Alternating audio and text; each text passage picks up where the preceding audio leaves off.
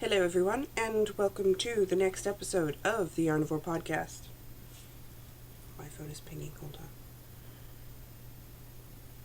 on. Okay. So, I don't know what episode it is. I'm pretty sure I wrote it down wrong. It may be episode 32. It could be episode 31. I don't know.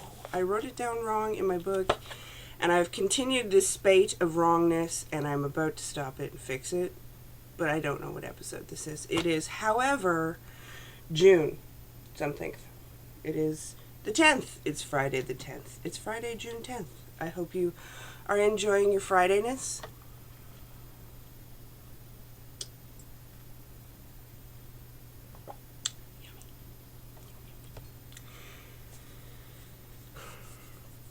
I have some coffee from my unboxing. If you watched the unboxing, the coffee is yummy. If you did not watch the unboxing, then you don't know that I got some coffee from New Zealand and it is yummy. Second cup of the day. Trust me, if I was on my first cup of the day, you would not want me recording. I don't want me recording under that circumstance or pretense. I have no finished objects. I have none. I have whips, though. I have whips. I have the power. So, in no particular order, let us attack these whips. In my Mina Makes bag, which is a good sweater-sized bag for me right now. Once we get to a certain point, it's not going to be a good sweater-sized bag anymore. But right now, it does the trick. This is the Dirty Martini. Hold on. I brought up the picture so I could show you. There you go. There it is. It's a very simple cardigan. It does call for a contrasting color. I'm not going to do that because I feel, and I wibbled last night. I wibbled and wobbled because I'm almost to the point where you put a contrasting band in the back, and I love the way it looks aesthetically. But for hand spun, I just figured, screw it. I'm just going to go solid because it's got enough contrast in and of itself. So, last time you saw it, I didn't put in a thing.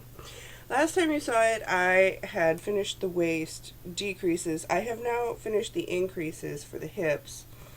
I am liking how big it looks just off the top of the head. Off the top of my head? My concern is how much I may have to knit some extra collar. This is collar, apparently. I'm going to have to knit some extra collar to be comfy in it. But right now, it looks like it's going to be big enough. And I love the way this looks knit up. This is my hand spun. I spun, I want to say 4 or 5 different Into the Worlds together the way it is described in Tracy, the Passionate Spinner, her special podcast on how to spin. Okay. Her special episode on how to spin a sweater's worth based off of a bunch of different stuff that is not necessarily a sweater quantity, or how to make a sweater quantity out of multiple 4-ounce bumps, 3-ounce bumps, whatever. And so I followed that, I spun it, and now I am knitting it. This is the second thing I've knitted it into. The first thing didn't live because I could put my entire body through the armhole. This, however, is looking more to size. We've got an armhole here. We've got the provisional cast on, but I'm loving the way it's knitting up. It is, of course, Into the World, so you can't go wrong. And once I've finished I have one more waist increase. Once I finish the last waist increase, hip increase, whatever, you're supposed to keep going till it's a certain length. I don't know if I'm going to keep going or not, because I don't know how long I want it. But right now, it's almost as long as I would like it. So, I'm probably just going to keep going through the hip increase, finish off the pattern, and then call it a day. Because I honestly think that's going to be long enough for where I want it to hit on my body. Because girl don't play. Girl don't play, okay? The hips, the badonkadonk trunk. Yeah, no.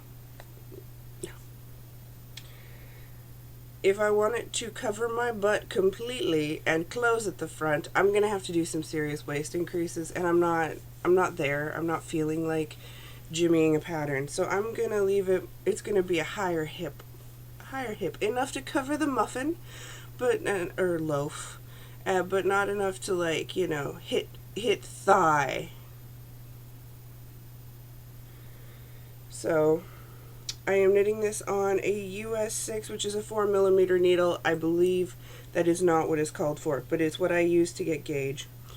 As we may recall, I had gauge issues with the last sweater, so this sweater is based off of the gauge of the previously knit fabric, so I know it'll work on this particular needle. My gauge has gone wibbly wobbly because apparently I loosened up as a knitter when I wasn't looking. So I'm probably going to have to go down a size for everything now, and I'm going to have to start worrying about gauges. But just look at how pretty this is all knit up. Like, look at that. Oh, that's gorgeous. It still reminds me of rock formations, which I really like. I am still not done the first ball of 4. So I'm good to go. I figure as long as I have, and they're all different sizes too. The skeins are significantly different sizes. This was the biggest skein, which was probably a full 8 ounces. I plied it on my mini spinner and filled that bobbin but good. So it's a full 8 ounces, this one, and then the other ones are smaller. One's smaller, and then 2 are significantly smaller. And those 2 I'll probably use for the arms, which I'm not going to stripe in or do anything special. So there will be a definite join there, but it doesn't really bug me. Probably should, but it doesn't.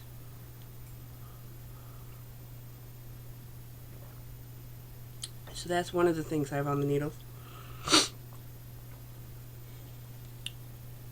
And they're all up over here, so it's kind of precarious. In my bird bag from Fat Squirrel, and I should put the thingy back on. It has been washed. It was tragically puked on by Petrie.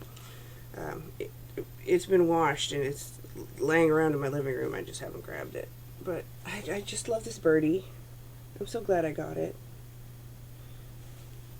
Oh, the birdie. I have a thing for birds. It's probably because I still wish I could fly. Like, when everybody asks you what superpower you would have, I would fly. I don't even care. I don't even care that it's useless. What does flying do? Flying helps no one. It's not super strength. It's not super hearing. It's not walking through walls. It's not like your Kitty Pryde or the Scarlet Witch who can, like, control matter. No, I would just want to fly.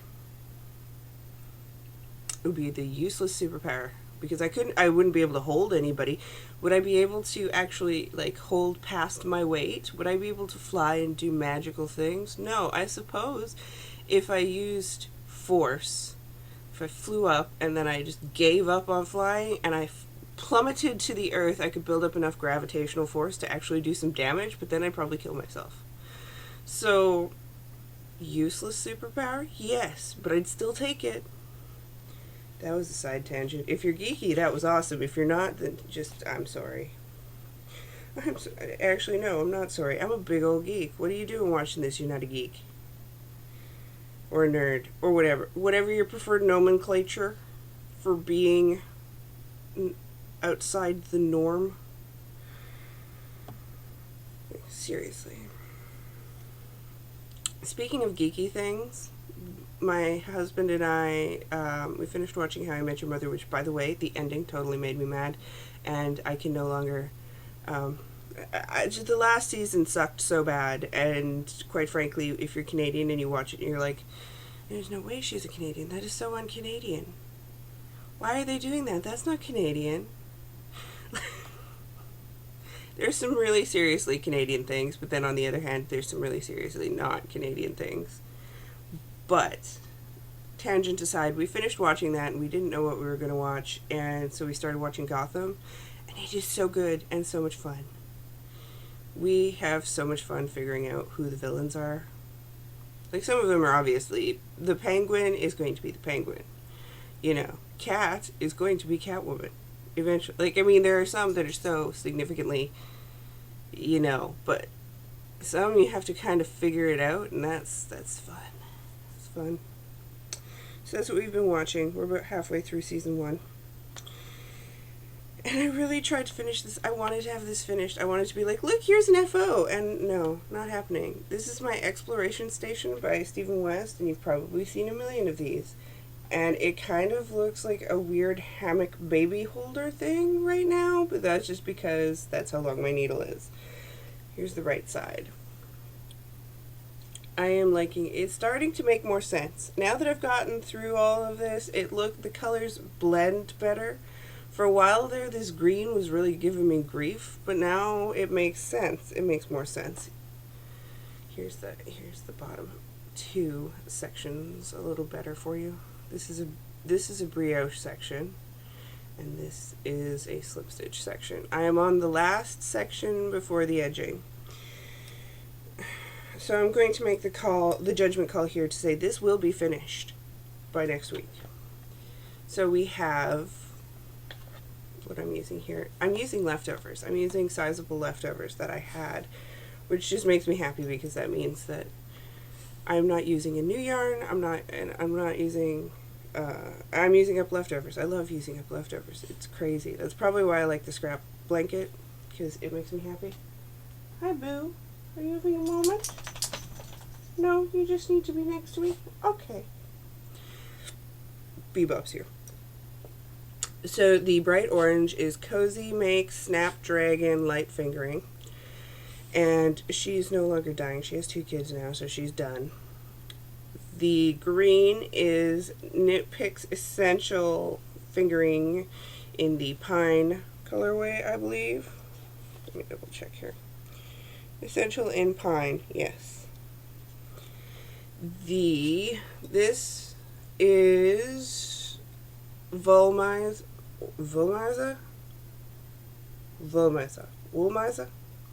Either way, you're supposed to pronounce it is. And in True Love, the colorway is True Love. And this is Sheep Dreamery, the Allure base in the colorway Eleanor.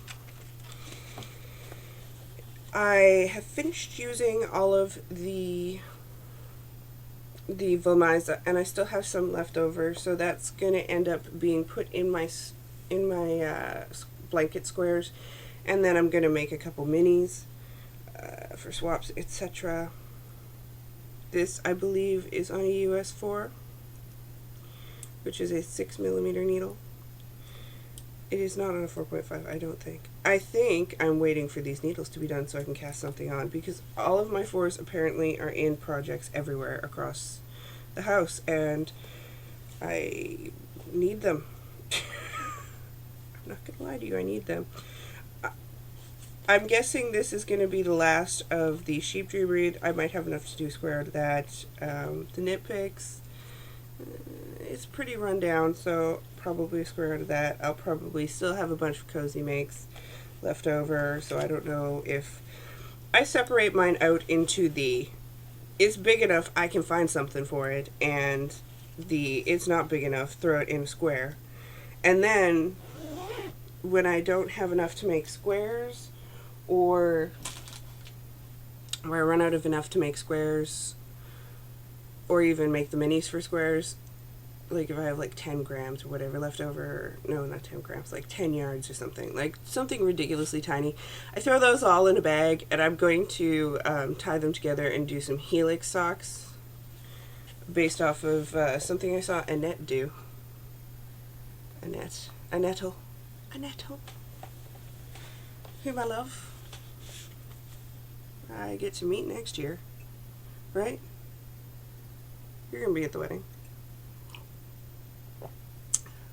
I haven't booked my ticket yet. I need to book my ticket. I need to start knitting. Bit chilly. I got this gorgeous shawl, which I haven't stopped smelling, and it keeps me comfy and warm. It's a little chilly here, so I'm gonna throw it on. You wish you were as awesome as me. Look, I've got Andre on my chest. I've got a hand knit shell from someone. I'm a lucky, lucky person. Ooh, and I got hand knit socks too. Again, unboxing. If you were there, you know. But if you weren't, you don't. And these have been on my feet, so I apologize. Kind of, but not really. I apologize in that way that I'm sorry if there's, like, you know, some visible, like, schmutz, but otherwise, suck it up. And this is a pattern that my friend designed. It is called the Sadie pattern. It is patterned after me. It's got a gorgeous cable running down the front, and you got all these lovely cables on the back. It looks very Lord of the Rings, and that was the aesthetic she was going for, so yay! And once that pattern is released, I will be showing that off on the podcast. I'll probably knit it too. These are gorgeous, and I love them, and they've been on my feet. So, they have a smell. I'll just put them over there. But my feet get warm. Alrighty. Exploration station. Okay, next up on the list. The last thing I was knitting on in my Crafty Knitter 7 bag, which is the Tangled Skein CA on Etsy. This is the sock size, I believe, and they are awesome for socks. I'm a big fan. I'm a big fan of Sue, who is also part of the Two Tangled Skeins podcast. Alrighty. So, I'm using the Gnome Knitter Needle Cozy. I know this is a circular, but it's still fun until I start another sock. It's gonna happen because I only have 2 pairs of socks on the needles, and there's something wrong with that in my world. Okay, ooh, that shows up perfect back here. So here is the stripy sock I've been knitting. As you can see in this brownish stripe I put in my afterthought heel line. I debated with myself on whether I was doing a Fish Lips Kiss heel or not, and at 2 in the morning while watching, what was I watching? I was watching Single Dad Seeking, I believe, because there is someone from Saskatchewan on there, and there's also someone from Utah.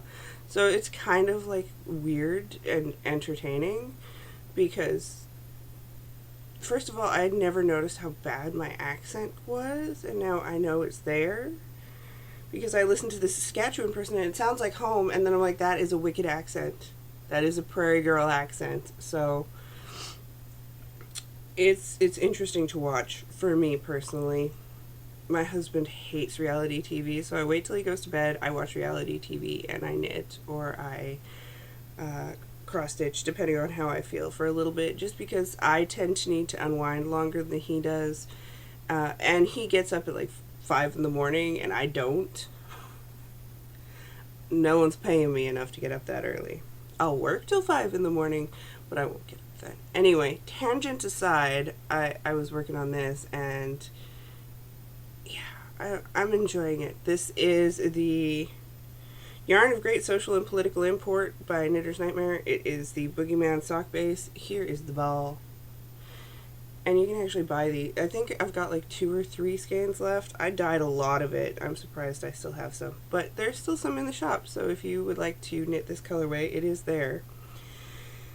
And I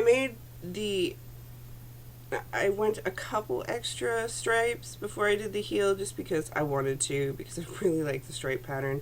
It is based off the song Mercedes-Benz by Janis Joplin. These are the colors on the cover of her Pearl album. And I was raised listening to Janis and rocking out to Janis, so it makes sense that I would do an homage to Janis. But yeah, I'm enjoying. This one's actually screwed up a bit. If you see that, yeah, the green kind of, yeah, I washed it, kind of screwed up. So the green is muddied in some spots, and that's all my fault. So that is why it is mine. And it is going. It's kind of what I pull out when I don't want to have to think or mark down where I am in a pattern, because if I'm following the exploration station, I have to mark down. If I'm following the dirty martini cardigan, I have to follow a pattern. Even if I'm following hubby socks, there's a bit of a pattern, so I tend to work on my stripes when I don't want to think about stuff or have to remember where I am, because it's so autopilot at this point that I can just blue, blue, blue, blue, blue and be done.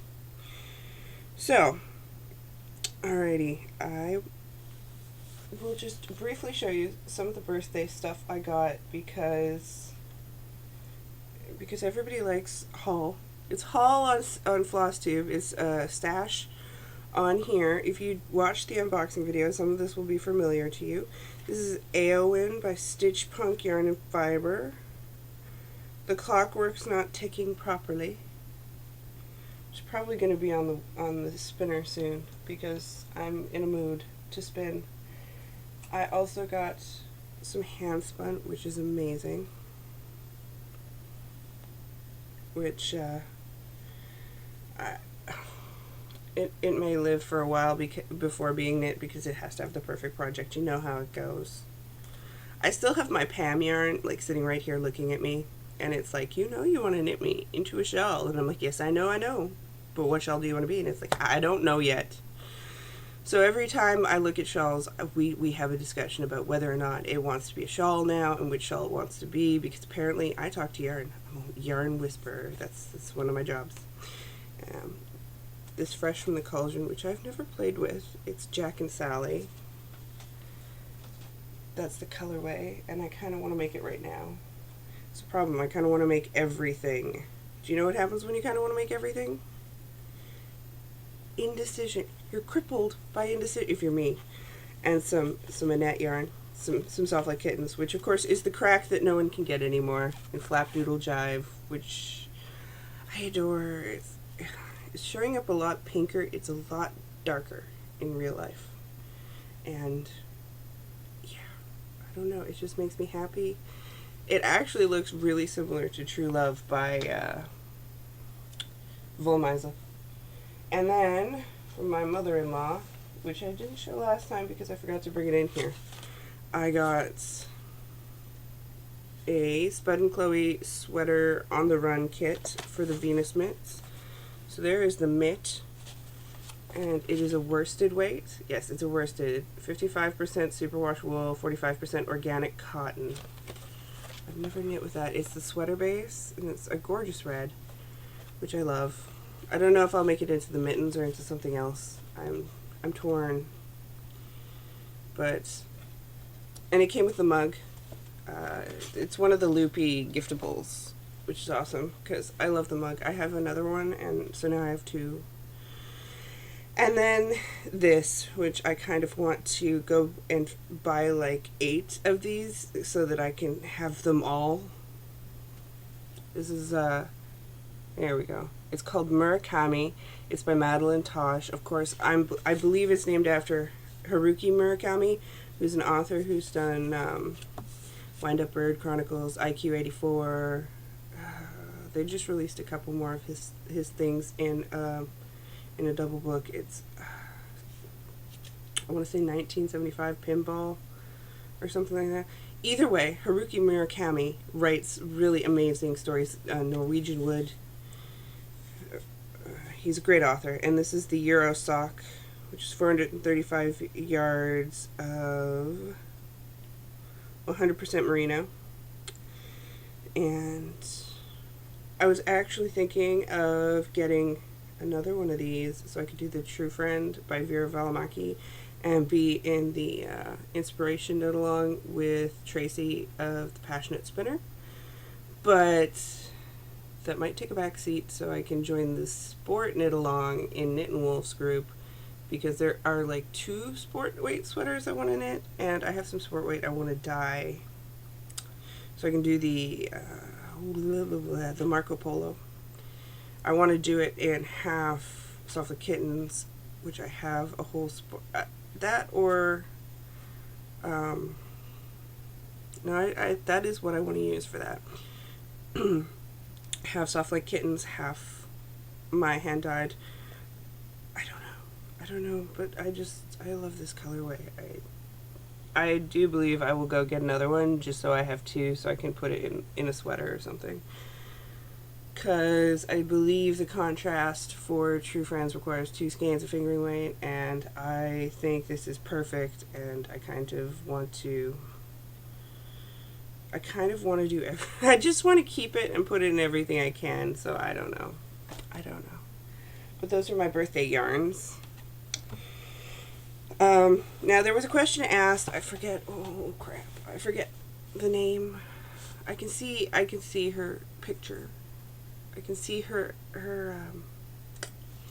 let me just bring it up, because I have a Q&A anyway. There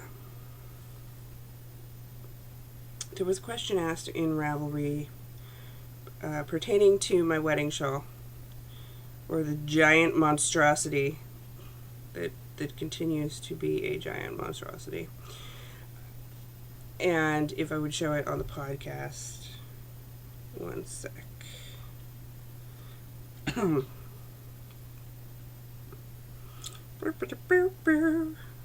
Who asked that question? And I forgot about it last week. I apologize. Mima Kelly.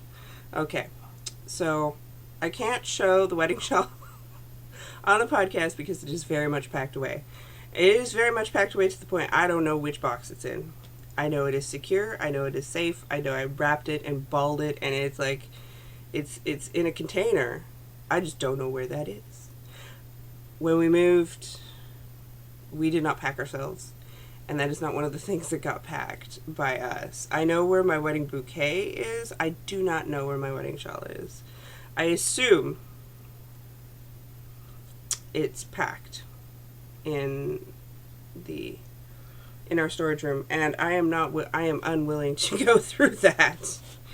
Not because of any reason other than it's yeah. I'm not fighting that fight. It's safe wherever it is. I did put an asinine amount of pictures on the project page for it. So, like, it is visible there. There are a couple blocking pictures which basically show you what it looks like. I didn't take a lot of pictures of it, and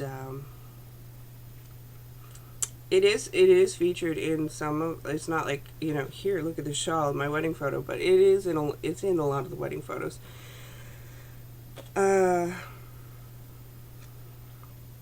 So yeah, I can't really show it because I'm not.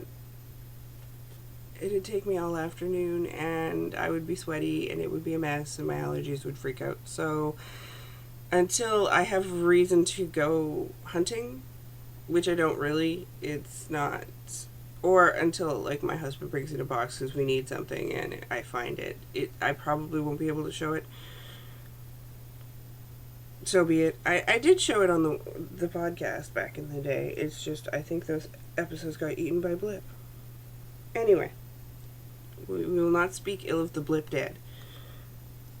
You can look on my project page. There's multiple pictures of that thing. It's huge.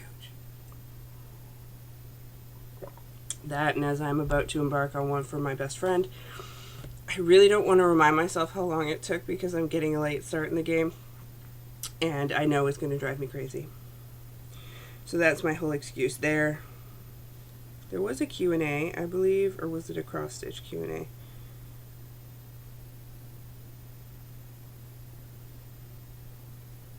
I talked about the soak thing, so I think it's in the cross-stitch one. But it's a knitting-related question.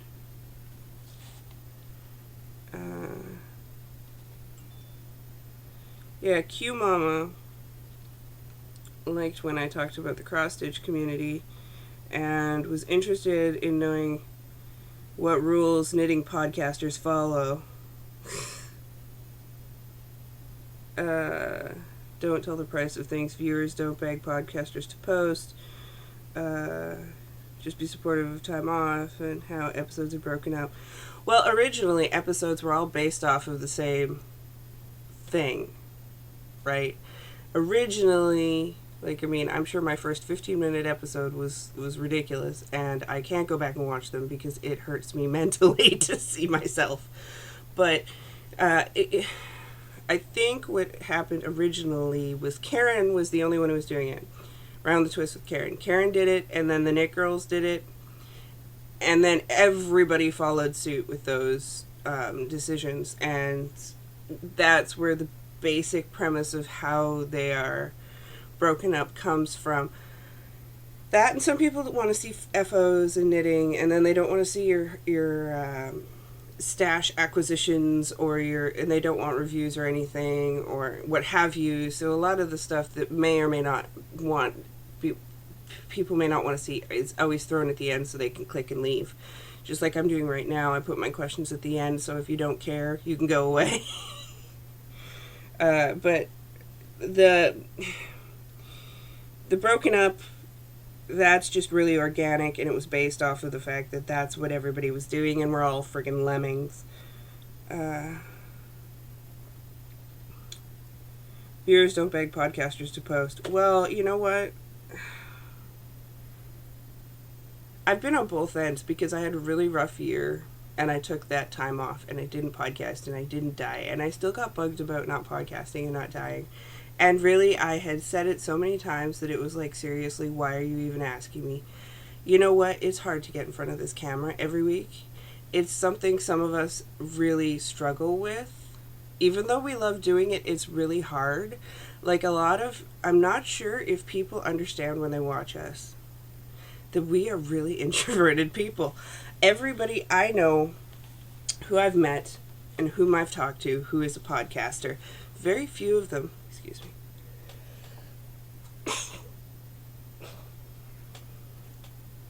hard work last night, my nose still hasn't recovered. Very few people who podcast are really extroverted people. Lots of us are introverted, and we do not do well in the real world. Or we do, but it's to an extent that we need to recharge, and it takes us a long time. So it evolved from the fact that some of us need to take time off for our personal lives, and some of us, like Karen, took a year off because she had the twins. And she missed a lot of podcasts while she was, pregnant. We do this for free. Some people pay patrons, some donate to the podcasts, what have you, some whatever. People do a bunch of things. But in the grand scheme of things, podcasters are doing this for free, which is why the knitting community is very organic in as much as we want to be inherently nice, right? Like, that's the goal here, is to be inherently nice. When you're sorry, I had a landslide. When you're dealing with knitting, right? We don't want to be dicks. So we don't want to be like, you need to post more, blah, blah, blah, we miss you, blah, blah, blah. And we don't want to be, I think it's just a respect thing towards the podcasters, because they do need to take time. And sometimes it is too hard. And sometimes behind the scenes is too much. There was the great Emsky Knits debacle. There was,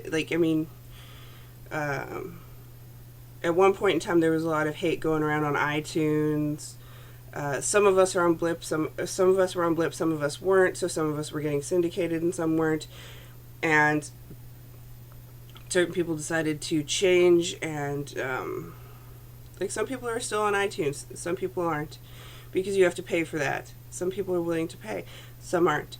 Some are willing to pay for the lighting setup to have this really wicked setup. Some aren't. And no matter what, everybody's taking flack for something. So why is it that viewers shouldn't beg podcasters to podcast and just be supportive of time off? Because we're doing this for free. Okay? If we're not well, if we're not feeling up to it, we need to have that ability to say, no. It's not, I don't make money off of this. Okay? I don't. Sure, there are ads on YouTube. I may make that money off of it, but in the grand scheme of things, it's built into my, I feel it is kind of like a job in so much as I use it to promote my dyeing, but at the same time, it started long before my dyeing, and It is not a job I get paid for. It's something I do because I want to. If I don't want to, or if I'm feeling down or bad, I don't necessarily want to expose you to that. Some podcasters struggle with anxiety or general depression or our own mental health issues. So Soxetra brought that to the forefront and said, listen, this is things I struggle with. But some of us, like myself, I'm not going to be on a I'm not going to podcast if I'm not feeling up to it. If I'm feeling like poop, I'm not going to do it. I don't have to. No one is forcing me to. And it's just, I think it's a matter of manners, because people who beg podcasters, or what you don't realize or what you don't see, are all the private messages we get on various aspects of our podcasts, be it demanding more podcasts. And I'm talking demanding. There are people who demand it and get really right up in your face about it. There are people who are going to give you some hate. There's going to be some pushback. You're going to get people who want to be your best friend and you don't know them from a hole in the ground. And you just have to navigate these all on your own here. So it seems a little bit like some viewers just have to chill, and some don't have to chill. At the end of the day, we all love knitting. We all come together for that. But in the respect of don't beg podcasters to post, that's just a general nicety, because we aren't getting paid. We're not making money off of it. And for some of us, it can be really hard to do on a weekly basis. I struggle with it in certain aspects at times, and I wouldn't put out something if I was in that mood. Don't tell the price of things. Really? Is that a rule? Is that a podcast rule? I can tell you the price of pretty much everything I've got. I don't care. I think that there is more of a movement towards using independent independent yarn companies and the more expensive yarns. When it comes to podcasting, I think the more popular the podcast, the more out of the box they go in terms of, you know what? I'm not quite sure. I have no problem telling you how much stuff costs that I know how much it costs. It's not a big deal to me. I haven't seen that on podcasts. Maybe it's just because we don't want to go. And for $39.95, actually, this was $7.50, I think. You too can own this pair of sharp knitting needles, or these were This skein was $24. It made a pair of socks. I don't necessarily think don't tell the price of things is a big deal. I think it's more that people who are podcasting tend to use independent dyers and smaller companies because we're trying to support the little guys. And it's not that we don't have the other stuff in our stash. It's just that we're using this stuff to promote them because that's what we can do. And as a small company, I argue with myself constantly because of that. This is a really long experiential thing.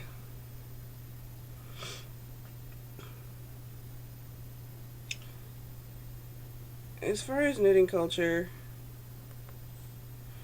I don't know. I'm behind the scenes and in front of the scenes on a lot of things for knitting culture, and it is very different behind the scenes than it is in front of the scenes. And I think people just need to realize we're not celebrities or anything. We're just people. Some people really fan up, and some podcasters really play it up too, and that's an annoyance to me. Ooh, I have a podcast, you should love me and give me free things and whatever. That bugs me. Go away. Knitting is weird. Dyeing is weird. As a dyer, dyers are weird too. So you've got me in a corner because there's a lot of things I could say, but I'm not going to say because I don't feel that this is the place to be discussing it. However, there are great books written by anthropologists on knitting and culture. I would recommend checking those out. This is a really long episode now because I answered that question. So I'm going to let everybody go who actually managed to make it that far, and I will see y'all next week. Bye.